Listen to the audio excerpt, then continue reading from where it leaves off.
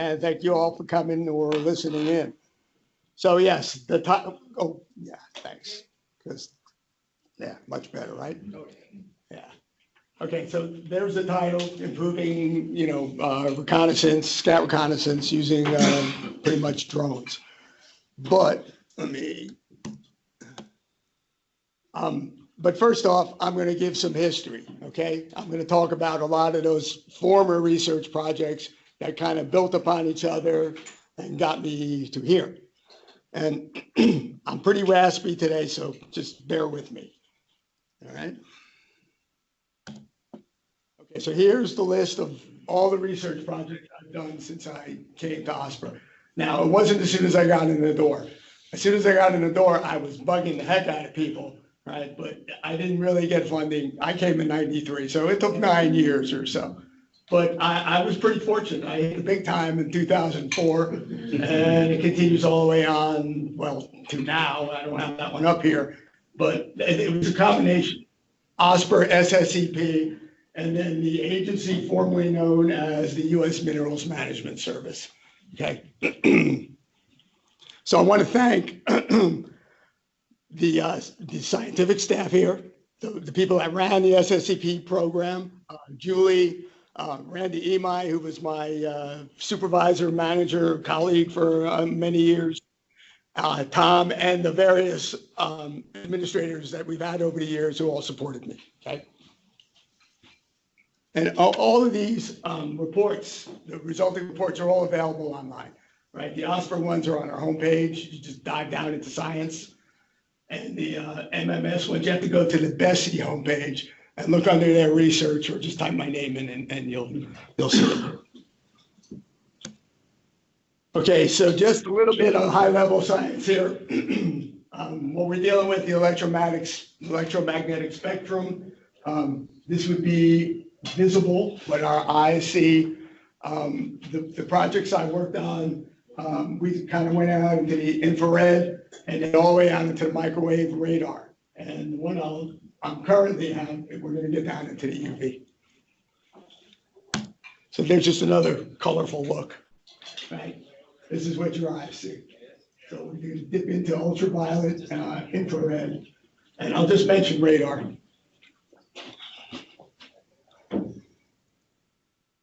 Okay, so I'm mentioning radar. The beauty of radar, or how radar works, I'll show the beauty in the next slide or so. And this is a satellite or an aircraft, right? So it sends out a burst of energy, which hits the surface, and it's either reflected totally away, or reflected totally back, or scattered, okay? It's all called backscatter, and it's that information, the timing of the energy returned to the satellite is how the image is rendered. Now I can show you about the beauty of radar. Okay, so this is the Golden Gate, right? The bridge, solid hard target. I just superimposed the shipping lanes, right? You can see some vessels here, here, and here. This is the Southeast Farallon Islands, and San Francisco, and the San Andreas Fault. I'm a geologist. Okay, this image was taken 3 hours later by an optical satellite, okay? So the beauty of radar is because of the wavelength, it sees right through fog, okay? Same place, 3 hours later. So one of the early SSEP projects was to evaluate radar on our own, okay? You know, when I was in graduate school, yes, I worked on the CSAT satellite, which was the first radar satellite ever launched into space. It only lasted for 1 month, then there was a short circuit, but in later years, the urban legend came about where, you know, that satellite was designed to measure ocean surface, right? Ocean features. Well, when on close examination of the imagery, people started seeing wakes without a ship. And they put it together with the military and say, wait, those are our submarines and those are periscopes. Okay, so, you know, if we could see it, the Russians can see it, and they shut it right down. Okay, but fortunately for me, there was enough data collected that I was able to get my master's degree out of it. Okay. So what we did on our first radar project is we collected 14 images over, a 6-week period in our high traffic areas. Okay, just to see what we could see. So we found we could easily identify those hard targets. These are platforms and ships. Okay. But there's a lot of other stuff that goes on in radar, right? Let me back up a little bit. An oil film on the surface of the ocean will suppress all the little ripples and create a smooth surface. So you get that total reflection, right? So an oil slick on radar appears dark. But what's all this? Now, that's not oil. It could be dead calm, any number of natural phenomenon that will suppress waves. However, if you look real carefully here, you see this linear feature, right, with that bright object at the end of it? Well, that's a ship leaving California, leaving us a trail of something, okay? You can't say it's oil from the image, but you can say it's a film of something, okay? And being a GIS person, I just kind of took that line and ran it right down. It goes right into the shipping lane, okay? Oh yeah, October, 6 o'clock, total darkness out there. Right? That's what it happens, right? Okay, another project I work on using radar, but it was high frequency radar. Some of you know it as CODAR. CODAR gives us surface currents. Okay, it's just a little antenna, broadcasts out, comes back. And I'll show examples of it. And we have high frequency radar stations all along California. The state invested a lot of money a number of years ago, and it's functioning, but it needs more funding. And you can see that data is now in IRMA. I mean, when I did this, my whole thing was you got to make this information digestible to me and the general public, because the way the high frequency radar was collected, it was collected and it was stored on some obscure website. You had to know where it was and you had to know what to do with it. And my whole thing was, I don't want to have to deal with that. Give me a GIS file out of it. And it took them a number of years, but and it wasn't NOAA, it was the Syncruise people who finally got it together. And now they have a map service that NOAA picks up and it goes right into IRMA. And here's an example. Okay, so these vectors are color coded by strength and speed and direction. But I'm not going to dwell on all that. Okay, so we had this radar project. We go, oh, this is great for a synoptic view of the ocean. We can see suspect oil, but we don't know if it's oil, yes or no. So that was my next project, to develop a system or put together a system that can positively say yes, no oil. So we started out, and all of my research in the remote sensing world was done with ocean imaging. Okay, they've been the principal investigator on all of my projects. And they had this nice multispectral camera, which, it's a big honking thing, but we were able to make a fitting and stick it in our Parnavia aircraft, or an aircraft of opportunity. There it is on a helicopter. And that's Dr. Snikovsky, by the way, who now lives on an island in Key West, Florida. So, when we started doing it, I really apologize for my voice. We were able to detect, kelp, sediment, and other features that can suppress surface waves, okay?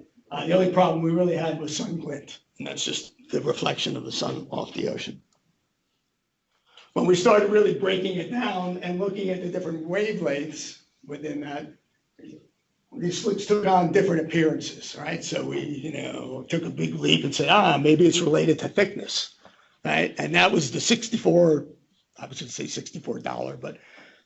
million question, that needed to be answered. Where is actionable oil versus non? So that's pretty much when the federal government jumped in, gave us a lot of funding, okay? And we went out to OMSET. This is the OMSET tank here. We set up our little system, put oil on the, I don't know if you've ever seen OMSET. It's essentially a swimming pool, like 2 football fields long, okay? And with a wave machine back here. And they're right on the Atlantic Ocean. They're bringing in seawater. It's in New Jersey. So we built these little targets, filled them up with known amount of oil, you know, a known thickness, and then did our imaging. Okay. Then we had our first chance to use this system, right? We weren't using it. It was still experimental, so it wasn't used for any decision making, but it was a beautiful opportunity to see what we could see. So this is a typical NOAA overflight map. I know you can't see what it's showing, but you know they're sketching and making comments, tar balls, sheen, that kind of stuff. It's not bad. It's good information, but we can do better. Don't let me say that to Noah. Already. Okay, so I just want to zoom in on this area here, Angel Island. Okay, so this is the multi-spectral camera at this time. All right, so here's a little blow up from here. So the red is what we were considering actionable oil, with a thickness enough to be skimmable. Okay, and the blue area is sheen. And if you look here, this is MSRC doing their thing, and they're doing a fine job. It's just that's not where all the oil was. And I mean, what I'm trying to say is that, you know, from the surface of a ship, it's almost impossible to see where the oil is. They have spotter helicopters. They only go up about 500 feet. We were flying at 12,000 feet here, so we get the big picture. And here's the zoom in on Angel Island. Okay, and those are the MSRC vessels over here. Okay, so how did OSPR use this? Our NRDA people were very interested, right? So we have kelp beds or eelgrass beds, right?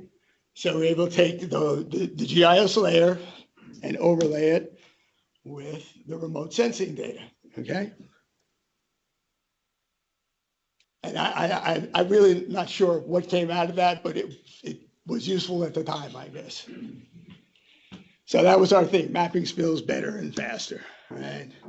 And I'm just going to skip through all this stuff because I am having trouble speaking here. You can read it if you like. I'll click slowly. Yeah, the main thing is that it's not a subjective view, right? The computer and the system, it's all objective. It just measures what's there.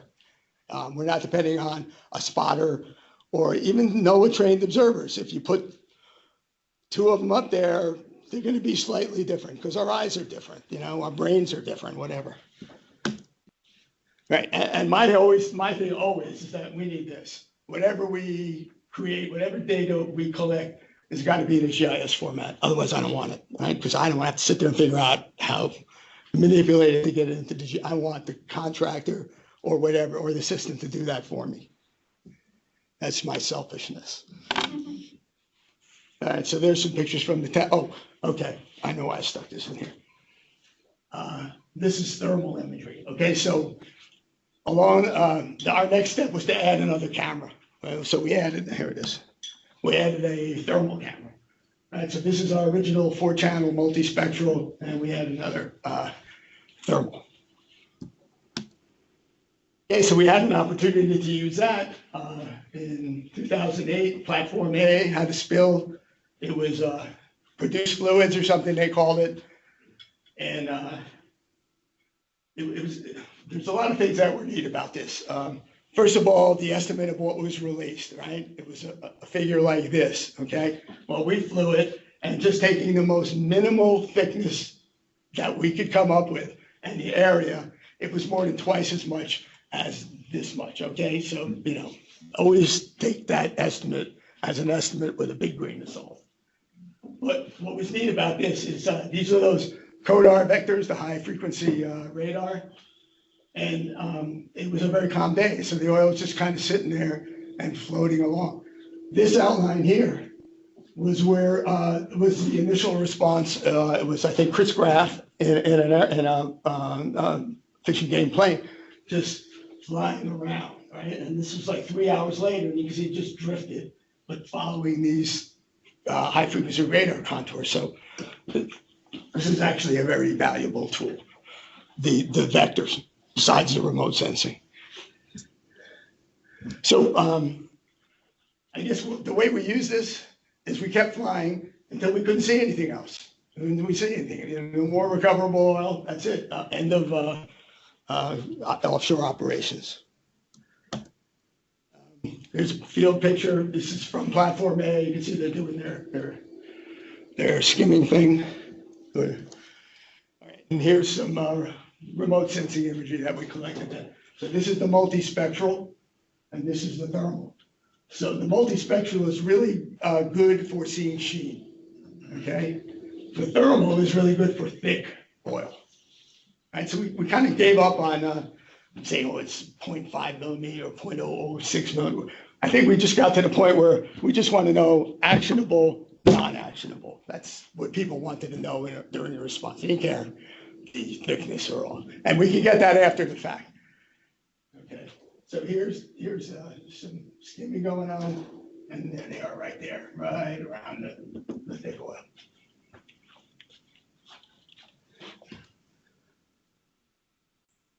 Okay, then when Deepwater Horizon happened, that big blowout in the Gulf of Mexico that you've all heard about, right?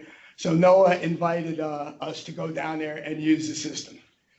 And it was flown daily, sometimes twice daily from, it was there in the beginning of May till it was shut off in July.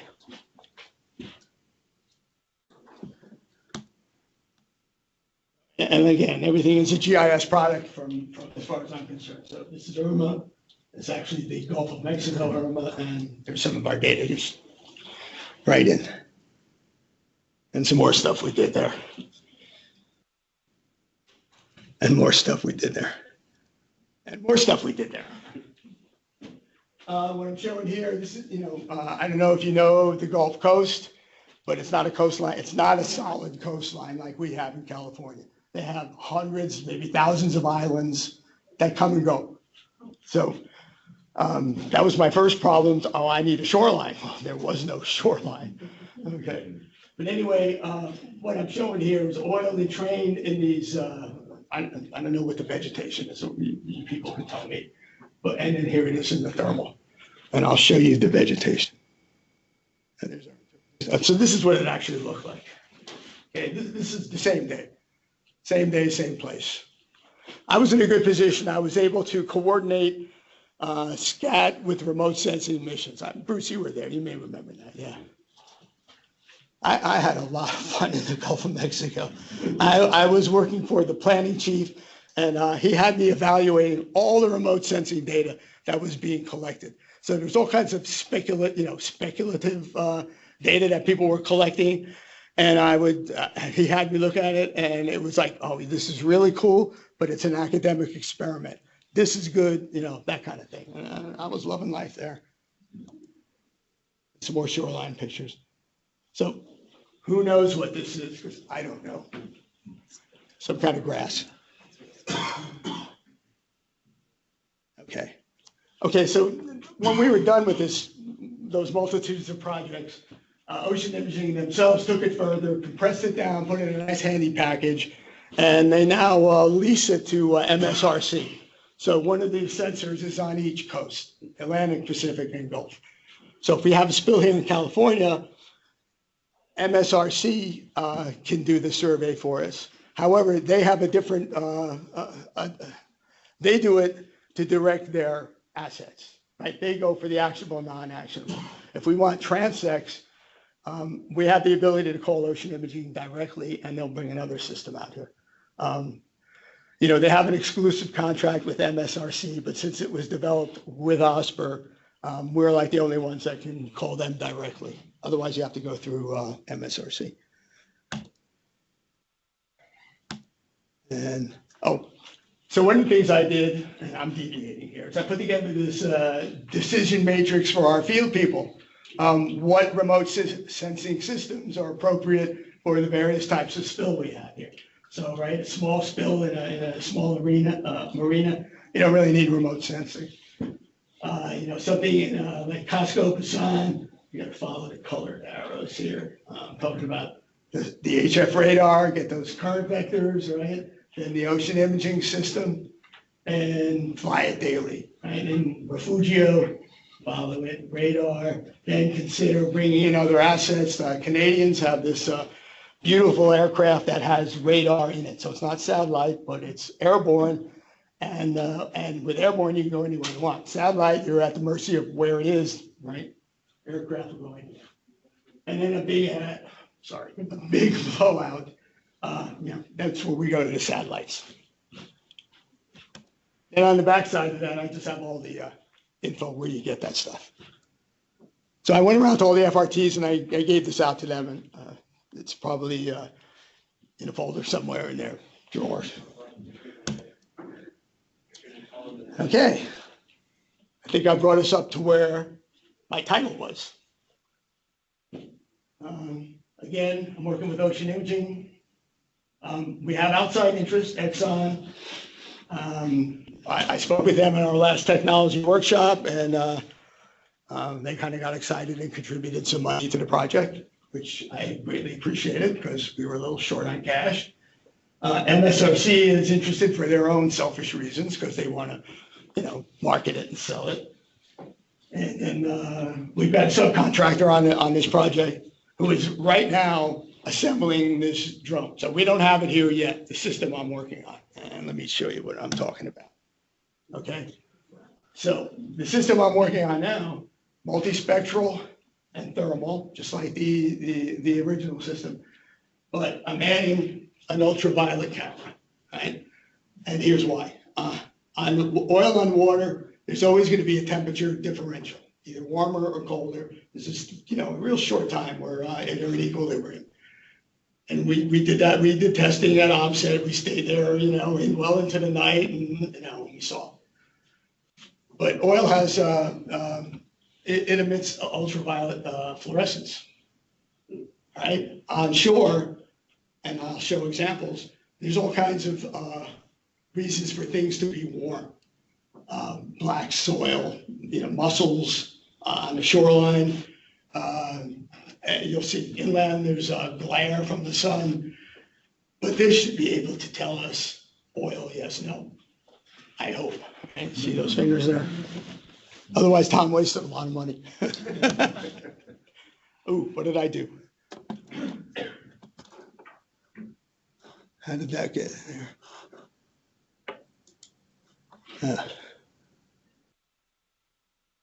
Okay. So it's currently in Florida being assembled. Okay. Thermal, multispectral, ultraviolet.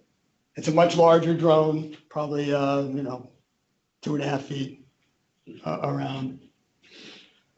Some problems, or the initial problem, having them trigger simultaneous, right? Have them sighting the same area, not all over the place, right? They all have different footprints, so I'm kind of aiming for a center point. And this is the very first imagery I have from the UV camera. The white areas are oil with water entrainment, not quite emulsion, but this is just like an oil, when you change your oil, it's an oil pan out in the sunlight, and you just put in motor oil and water and kind of mixed it up. And so, so far so good. It works in the parking lot. Okay, but, wait, I got to take some of this to here.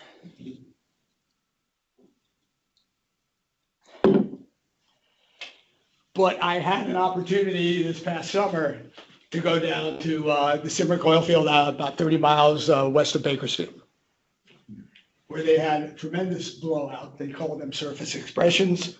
They're really subsurface blowouts, uncontrolled flow of oil to the surface. So I was able to purchase, when we had that year-end money, a a little drone that has both a HD camera and a lower resolution thermal camera. So I just took it down there, just what am I going to see?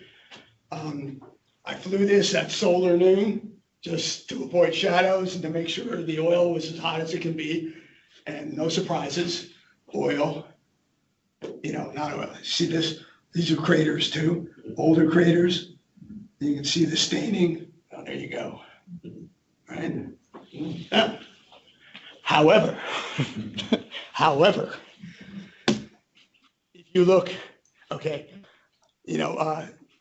my mapping mission is just flying transects. Okay, so in that first set of images, the sun was being reflected away. Here, all of a sudden, the sun is being reflected right up into the drone.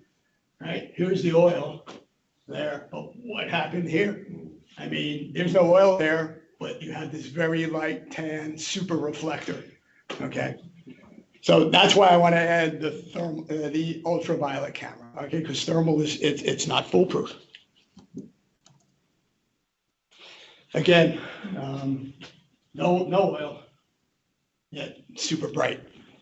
However, going the other direction, same place, just flipped around.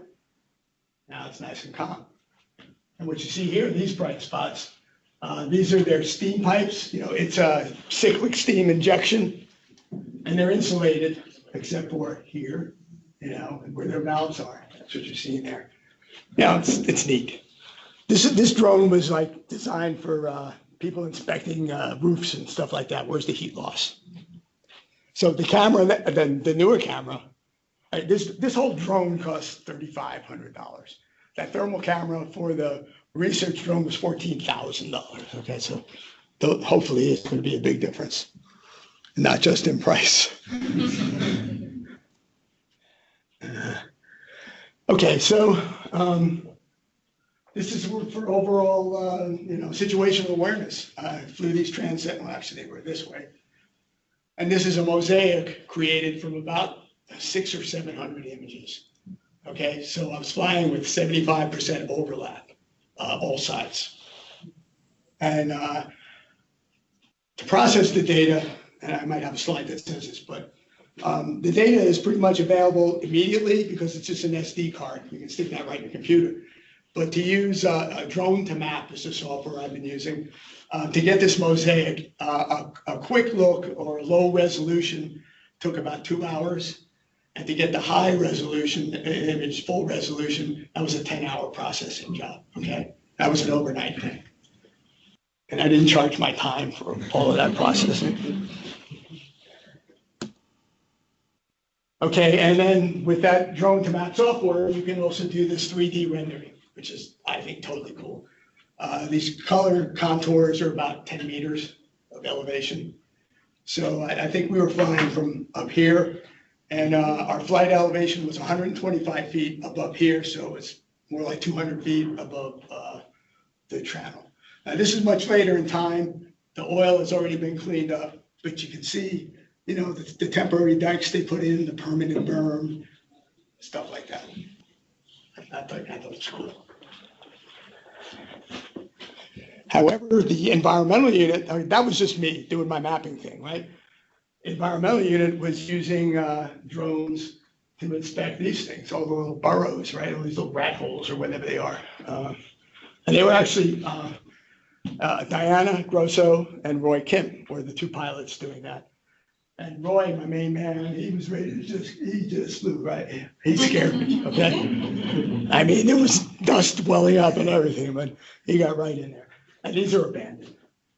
But, this is the slope leading down to the stream. So, right, there were health and safety restrictions. There was no way we could go on the slopes or down into it. So the drone's just perfect. Okay, and now I'm just showing fun stuff. How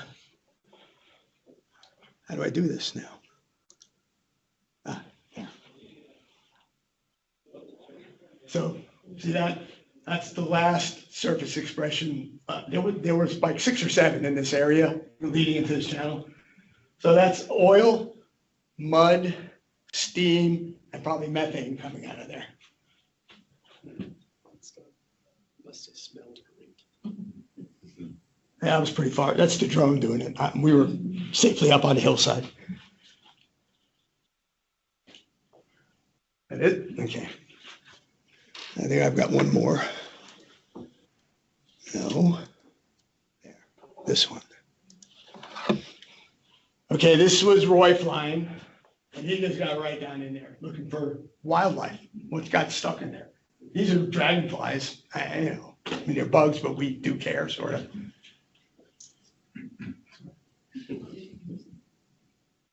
This is a pump that Chevron had installed. By the way, they were pumping this oil right out of this stream bed into a tank truck and taking it right to the refinery and selling it. Okay? So, yeah, it was bad, but they were getting money out of this, okay? It's like Judd clamping, remember? Oil bubbling out. No labor. They did get fined, Night Dogger, 2.7 million. That's this to Chevron, come on. So this is that surface expression I showed earlier. So this is several weeks later. Everything's kind of calmed down. They're cleaning up the other end. It's draining. Yeah, I asked Roy to go in there and give us a good look.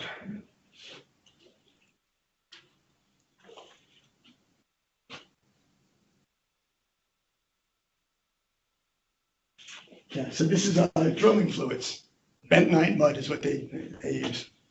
The story is they were abandoning a well up on the hillside, and when they pressured it and started putting fluids down, about 400 yards away, this expression started popping up. One of them, which is up here, and we're going to go to it, is 22 by 18 feet. You can take a pickup truck, stick it right in there. That's pretty impressive. So I had a lot of fun at Deepwater Horizon, but this was more exciting to me, okay?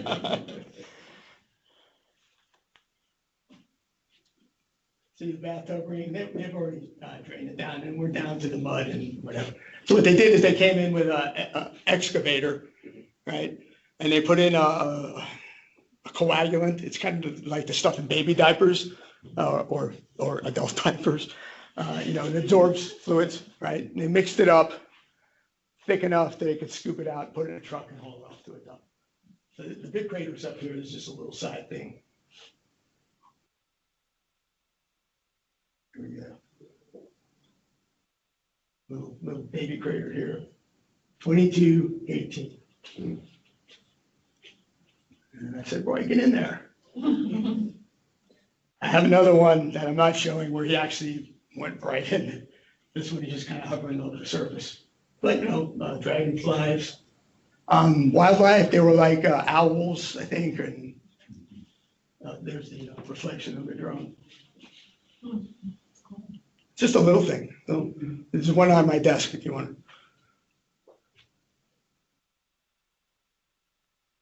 So, SCAT, reconnaissance, right? Resources at risk, situational awareness, all doable remotely. I mean, it doesn't replace walking, but we couldn't. There's that excavator. That's where they were mixing this stuff up. This is probably the stuff they poured on top of it. It's a big excavator. I've never seen one that large. Long reach, they call it. And I think the flight ends because going around the bend, we were beyond our visual contact. And you can't go over 400 feet, and you can't go beyond your visual line of sight. Those are basic rules for drone flying.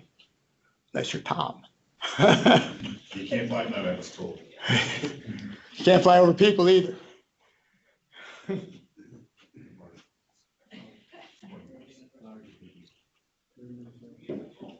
think that's done there. Yep. There. I'm through.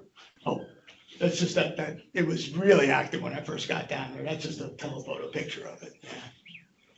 Yeah, Mike. How is it getting approval to fly the drones? Okay, well, Mr. Steve Goldman is on the line here, and we filed paperwork with the department And Steve is the department's he is the GIS manager. He's also the drone program manager.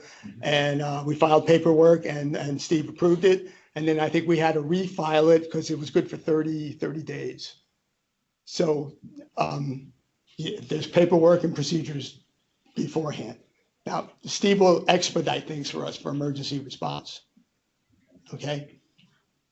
But yes, we have. Are these department requirements? Because they're not FAA requirements. You can't. These are department requirements, right?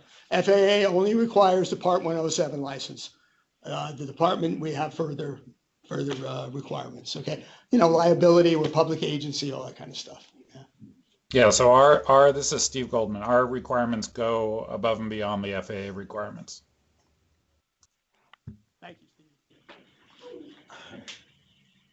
Yes, Bruce. Especially in these remote areas, how precise and how reliable is the GPS data that you need to have accurate track lines and do these cool mosaics? Very. I mean, It's all GPS is coming satellites. from satellites. Yeah. So unless you got a, cover, which you won't because you're not flying then, or a cliff face, excellent. Yeah, Oh, okay. yeah. Much better than cell phone coverage. Yeah.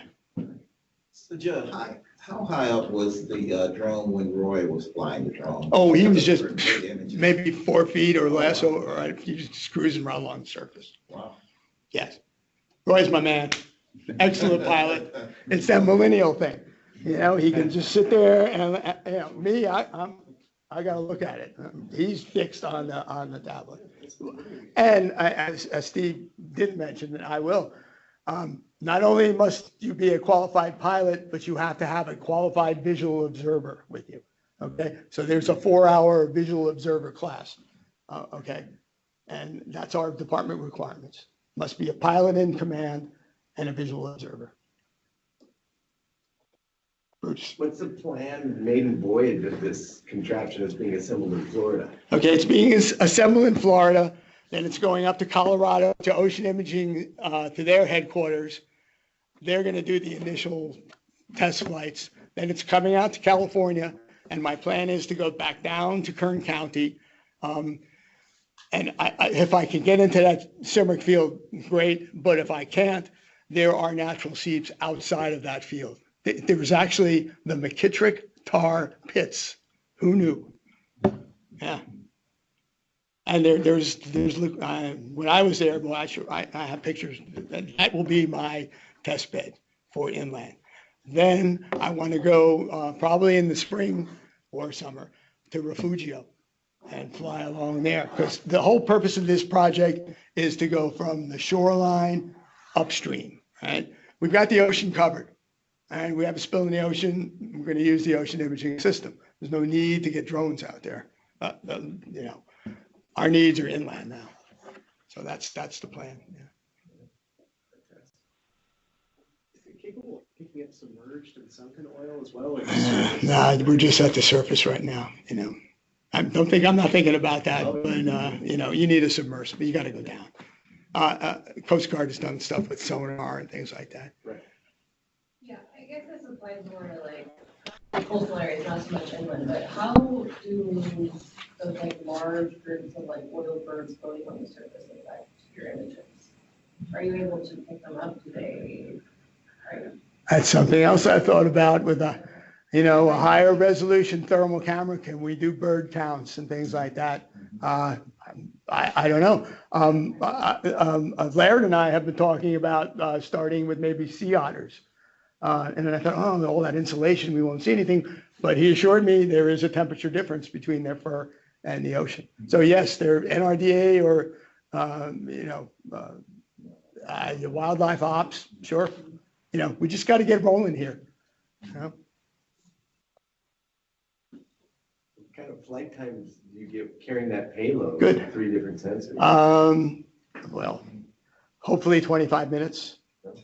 Okay, it's a larger drone with more batteries, but still, all those cameras, it sucks energy. And also the conditions. If it's windy, then the drone's constantly adjusting and that burns up energy too. So like that mosaic that I did, that was a 3-battery flight sometimes, okay? So I'd have to pause, it would return, change the battery, and then the software is smart enough that it goes right back to where it was and continues. Yeah. Yeah. Other questions? Okay. All right, well, thank you, Judd, for the presentation. Hope you enjoyed it.